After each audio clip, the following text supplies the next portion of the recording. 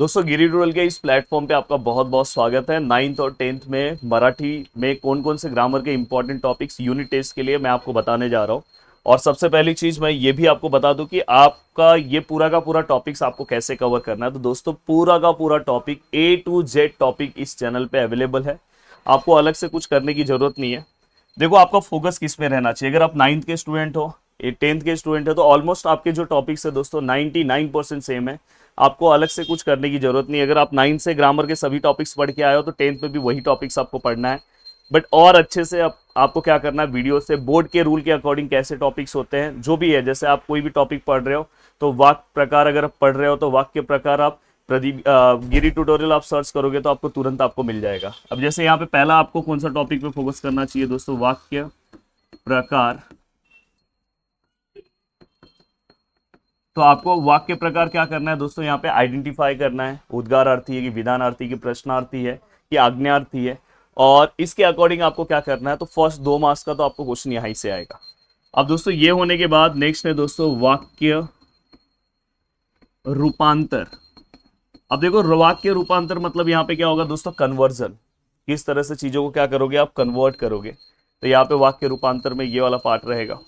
अब जैसे कि अगर आपको विधानार्थी दिया तो आपको उद्गारार्थी करना होगा, उद्गारार्थी दिया होगा तो विधानार्थी करना होगा। नेक्स्ट है दोस्तों वाक्य रूपांतर के बाद जिस टॉपिक पे आपका ज्यादा फोकस होना चाहिए वो टॉपिक है दोस्तों, वो है लेखन नियम। तो दोस्तों ये भी 2 मार्क्स के लिए पूछा जाता है। इसमें क्या होता है वो भी मैं आपको बता दूं। लेखन नियम के अंदर आपको क्या करना होगा, कुछ भी अगर समझो वो एज पूरा का पूरा स्टेटमेंट टाइप में दे सकते हैं, या तो सिंगल वर्ड्स दे सकते हैं, या तो 4 वर्ड्स कभी कभी देते हैं। और उसमें जो भी रॉन्ग है उसको हमें आइडेंटिफाई करके उसको राइट करके लिखना है। तो ये हम ऑलरेडी कर चुके हैं, इंग्लिश में भी कर चुके हैं, तो मराठी में भी इसी तरह की चीज़ है। तो जो भी आपके, और एक चीज़ हमेशा याद रखना, जितना मैंने ग्रामर्स में करवाया अगर आप अच्छे से करके जाते हो और थोड़ा बहुत आप सभी ग्रामर से टॉपिक कवर करते हो तो ये आराम से उसी में से कोई ना कोई वर्ड्स आता है। अब दोस्तों ये देखो, ये होने के बाद नेक्स्ट आपका जो फोकस है दोस्तों वो किसके ऊपर होना चाहिए, वाक्य प्रचार। अब ये जो है दोस्तों, ये अगर आप देखोगे जब आपका टर्म वाला पेपर होगा तो उस टाइम पे ये 4 मार्क्स के लिए क्वेश्चन पूछा जाता है। तो 4 मार्क्स मतलब बहुत ही ज़्यादा मार्क्स है। तो यहाँ पे ये जो टॉपिक है दोस्तों, ये कोई ग्रामर का टॉपिक आपको डायरेक्ट नहीं आएगा, ये आपको याद करना होगा। यहाँ पे अलग अलग आपके बुक में स्टार्टिंग में ही आपको दिया होगा, मुहावरे दिए रहेंगे, उसका अर्थ, जैसे आप मुहावरे हिंदी में करते हो वही है वाक्य प्रचार। आपको उसका अर्थ पता होना चाहिए और उसका वाक्य में प्रयोग। तो ये वाला टॉपिक बहुत सारे लोग निग्लेक्ट करते हैं, तो प्लीज़ आप मत करना, बहुत ही अच्छे से कवर करना है। एंड दोस्तों इसके बाद विराम चिन्ह। हाँ देखो, हिंदी में विराम चिन्ह को हम अलग तरीके से तैयार करते हैं, मराठी ग्रामर में विराम चिन्ह को तैयार करने का तरीका अलग है। मराठी ग्रामर में अगर आप विराम चिन्ह को तैयार कर रहे हो तो आपको अलग अलग विराम चिन्ह का नाम पता होना चाहिए। ये सबसे ज़्यादा इंपॉर्टेंट है और मोस्ट ऑफ द क्वेश्चंस उसी पे आता है, आपको आइडेंटिफाई करने के लिए, नाम लिखने के लिए।